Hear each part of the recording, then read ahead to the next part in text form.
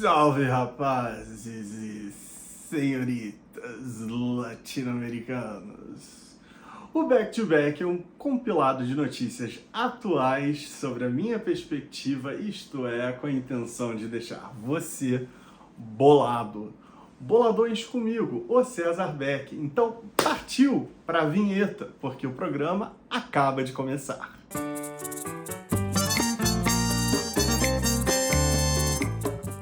Sejam muito bem-vindos, becões e beconas, porque na pauta de hoje vamos falar sobre o giro internacional do presidente Lula. Isso mesmo, nosso Lulapalooza International Edition. Primeiro vale dizer que Lula, em seu primeiro mês de mandato, já se encontrou com cerca de metade dos representantes dos países comparado com Bolsonaro em 4 anos de mandato. O petista já se reuniu com representantes de 15 países nesse período, enquanto seu antecessor teve encontros bilaterais com lideranças de 31 nações ao longo de 4 anos. Essa semana, o presidente democraticamente eleito, Luiz Inácio Lula da Silva, está indo ao rumo de Tio Sam.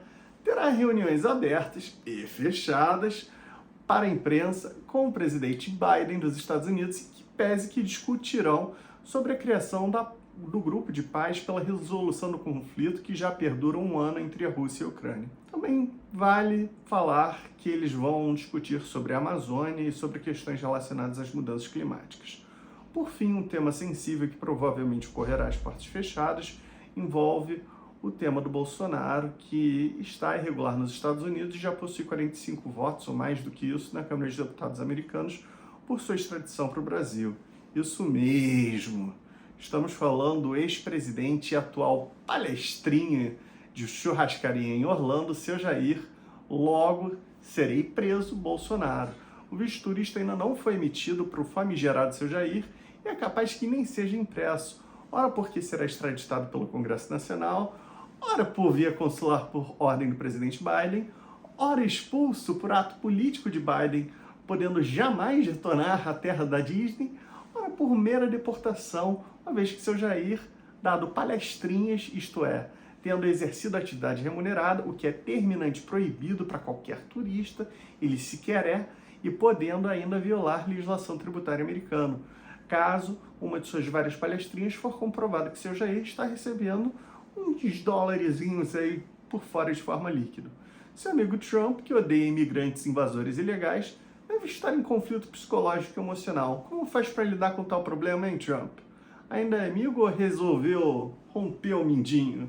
Ainda sobre o Bolsonaro, o Parlamento Europeu, de olho em seu Jair, possa querer ir para alguns países da União Europeia. Já se prontificou que ele, de forma clara, é um dos responsáveis pelos atos golpistas do dia 8 de janeiro de 2023 na capital brasileira. Isso torna a vida de seu Jair mais difícil caso ele ainda queira se refugiar na Itália, por exemplo. Talvez o futuro de Bolsonaro, em estado de fuga, é pedir o combo milkshake Bolsonaro no Oriente Médio, já dito aqui no programa. Enquanto ele e seu clã decidem possíveis paradeiros para o 01, fica a corrida nos Estados Unidos e do Brasil por sua detenção e envio sem qualquer extravio para o Brasil, onde o ministro Alexandre de Moraes e a Polícia Federal aguardam sua chegada de tapete vermelho de sangue Yanomami para esclarecer seu envolvimento em diversas investigações paralelas, como veremos nas cenas dos próximos capítulos. Ainda sobre o Lulapalooza International Edition, pô, Lula, já deu, cara. Vem pra casa porque tem problemas sérios aqui. Eu sei que você precisa reconstruir os laços da política internacional que Bolsonaro destruiu, mas está complicado. Não sei se o Dr. Geraldo vai conseguir resolver de tudo. Uma dessas explicações está na pauta a seguir. Trata-se da taxa Selic, que está agora em 3,75 do Bacen. O Banco Central é um órgão independente do governo federal, porém, é dependente do mercado do sistema financeiro brasileiro. Isto é, em outras palavras, estamos falando dos bancos, que são boa parte credores de diversos segmentos importantes da economia. Enquanto nenhuma atitude do governo federal é feita sobre a taxa Selic, ela não parece que queira ceder. Em outras palavras, o Copom, que tem uma independência dentro do Banco Central perante o governo federal, têm se mostrado resistentes para baixar a taxa básica de juros. Juros é juros, dívida é dívida, Lula é Lula palusa e mercado é mercado. Selva ou não. Logo é importante entender como o governo federal, o Lula, ou melhor, presidente Luiz Inácio Janjo da Silva e Haddad poderão ajudar diante de um cenário tenebroso que mais ou menos se parece assim. Logo depois do break. Lula que deu um pronunciamento sobre a dificuldade do ministro da Fazenda, professor Haddad, em reaquecer a economia diante das atitudes do Banco Central. O presidente disse, diante a elevada taxa Selic, que não combina com a nossa necessidade. E aqui vale um destaque.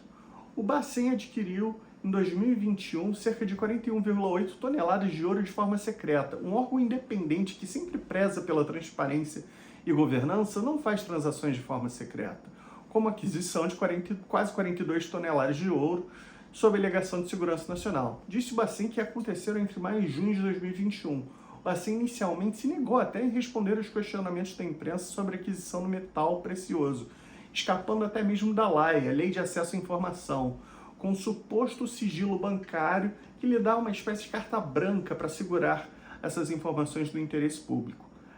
Lembra muito dos sigilos de 100 anos do desgoverno de Bolsonaro, né? Que por motivos de segurança não poderia informar os dados dos cartões corporativos. O que eu quero perguntar, e eu queria que você também refletisse, é: de onde veio esse ouro? Por acaso veio da grilagem ilegal de ouro em Roraima, no povo Yanomami? Se sim ou não, cumpre o Ministério Público Federal e o Poder Executivo pela Polícia Federal investigarem a origem até hoje secreta do ouro. E outra coisa é certa, independente do Bacen, de forma que adquiriu esse ouro, se for de forma lícita ou ilegal, é inegável que essa reserva de valor é fundamental para assegurar que a taxa Selic caia. Conforme disse Lula ainda ontem, dia 6 de fevereiro, o que a gente não pode é ficar com o país paralisado como a gente está até hoje. A gente não pode. Esse banco não pode pegar dinheiro e devolver para o governo. Esse banco tem que pegar dinheiro, devolver para o governo, gerando investimento, gerando emprego, gerando renda e gerando melhoria na qualidade de vida do nosso povo. Essa, meu caro Aloysio, a tua função. E a tua função é muito mais grave, muito mais dura, muito mais penosa do que a festa da sua posse. Pode ter certeza que daqui a pouco começam os problemas e eu sei que você saberá resolvê-los. Porque se você não resolvê-los, eu e o Alckmin vamos ficar no seu pé até você resolver os problemas e ajudar a classe empresarial que precisa aprender a reivindicar, precisa aprender a reclamar dos juros altos, precisa aprender a reclamar, porque quando o Banco Central era dependente de mim, todo mundo reclamava. Era o único dia que a Fiesp falava, era quando aumentavam os juros. Era o único dia. Era alguns dirigentes sindicais, tinha aqui alguns amigos meus, e a Fiesp, todo dia do cupom, ele falava do juro, todo dia do cupom. Agora, eles não falam. Eles não falam. No meu tempo, 10% era muito, hoje 3,5% é pouco. Então, é preciso, Josué, que vocês saibam, se a classe empresarial não se manifestar, se as pessoas acharem que vocês estão felizes com 13,5%, sinceramente, eles não vão baixar juro. E nós precisamos ter noção. E não é o Lula que vai brigar, não. Quem tem que brigar é a sociedade brasileira. Não existe nenhuma justificativa para que a taxa de juros esteja, nesse momento, a 13,5%. É só ver a carta do cupom para a gente saber que é uma vergonha esse aumento de juros e a explicação que eles deram para a sociedade brasileira. Tem muita gente que fala, pô, mas o presidente não pode falar isso, o presidente da República não pode falar. Ora, se eu que fui eleito não puder falar, quem que eu vou querer que fale? O catador de material reciclável? Quem que eu vou querer que fale por mim? Não, eu tenho que falar. Se não baixar a taxa Selic, as pequenas empresas e startups nacionais não conseguem inovar, né? Por quê? Porque pegar dinheiro no banco, como por exemplo, hipoteticamente, R$1 milhão, hoje, além do investidor ter que devolver com juros do banco, reajustado de acordo com a inflação ao longo dos anos, também em cima disso tudo tem a taxa Selic. Logo, o investidor ou um novo empresário, ao pegar hipoteticamente R$1 milhão, facilmente terá que devolver R$1 milhão com juros totais acima de 30%, somando a taxa Selic de 14%, mais os juros do banco. O banco te impõe uma taxa de juros bacana, 1,5% ao mês, coisa irreal, tá? Mais de 2%. Vezes 12 meses, isso dá 18%, somado aos 14% da Selic, dá 32%, ou seja, você vai ter que devolver 320 mil reais em cima do 1 milhão. O empresário precisa superar os 32% de juros do empréstimo de R$1 milhão para viabilizar um negócio inovativo que provavelmente seu resultado é incerto. Logo, fica mais fácil deixar o dinheiro parado, não investir na inovação e deixar o dinheiro rendendo parado a uma taxa que beira os atuais 14% de Selic ao ano. Portanto, Lula, volte do Lollapalooza. Temos pautas sociais e econômicas de enorme relevância para o país. E o neoliberal do Alckmin não sei se vai entender muito por aqui. Venha para casa porque temos muita coisa para colocar ordem nela. Por fim, vale sempre aquele recado boladão, que afinal de contas, o que conta é a minha ponta. Partiu? Fui!